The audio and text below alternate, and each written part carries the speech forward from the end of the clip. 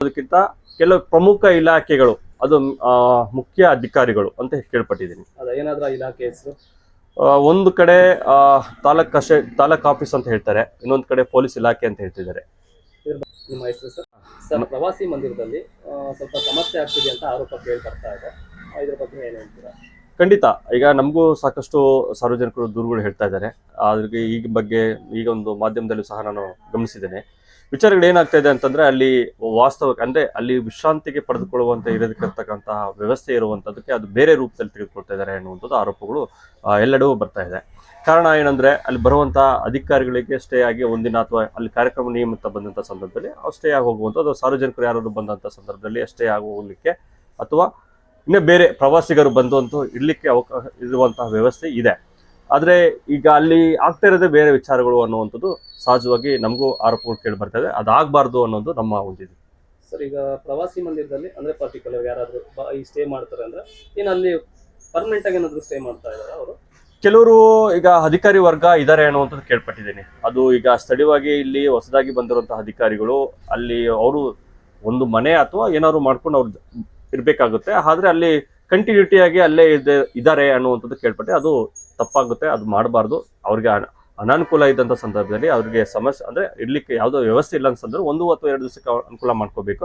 ಆದ್ರೆ ಅದು ರೆಗ್ಯುಲರ್ ಅದನ್ನೇ ಒಂದು ರುಟೀನ್ ತರ ಮಾಡ್ಕೊಳ್ಳುವಂಥದ್ದು ತಪ್ಪಾಗುತ್ತೆ. ಇದು ಒಂದು ರೀತಿಯಲ್ಲಿ ಏನಾಗುತ್ತೆ, ಅಧಿಕಾರ ದುರುಪಯೋಗ ಅಂತ ಹೇಳ್ತೀವಿ. ಅಂದ್ರೆ ಈಗ ಅಧಿಕಾರಿಗಳು ಅವ್ರಿಗೆ ಸಹಕಾರ ಕೊಟ್ಟಂಗಾಗುತ್ತೆ. ಅವರು ವ್ಯವಸ್ಥಿತವಾಗಿ ಅದಕ್ಕೆ ದುರುಪಯೋಗ ಪಡಿಸ್ಕೊಂಡು ಅದು ಬೇರೆ ರೀತಿಯವರಿಗೆ ಬೇರೆ ಬರುವಂತ ಪ್ರವಾಸಿಗರಿಗೂ ಸಹ ಅನಾನುಕೂಲ ಆಗ್ತದೆ, ಅಥವಾ ಅಲ್ಲಿ ವಿಶ್ರಾಂತಿ ಪಡ್ಕೊಳಕ್ ಬರುವಂತವ್ರಿಗೂ ಸಹ ಸಮಸ್ಯೆ ಉಂಟಾಗ್ಬೋದು.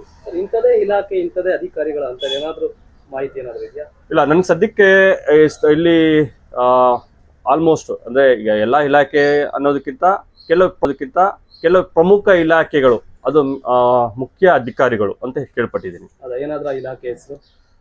ಒಂದು ಕಡೆ ತಾಲೂಕ್ ಆಫೀಸ್ ಅಂತ ಹೇಳ್ತಾರೆ, ಇನ್ನೊಂದು ಕಡೆ ಪೊಲೀಸ್ ಇಲಾಖೆ ಅಂತ ಹೇಳ್ತಿದ್ದಾರೆ. ಇದ್ರ ಬಗ್ಗೆ ನನಗೆ ಮಾಹಿತಿ ಇಲ್ಲ. ನಿಮ್ಮ ಹೆಸರು ಸರ್?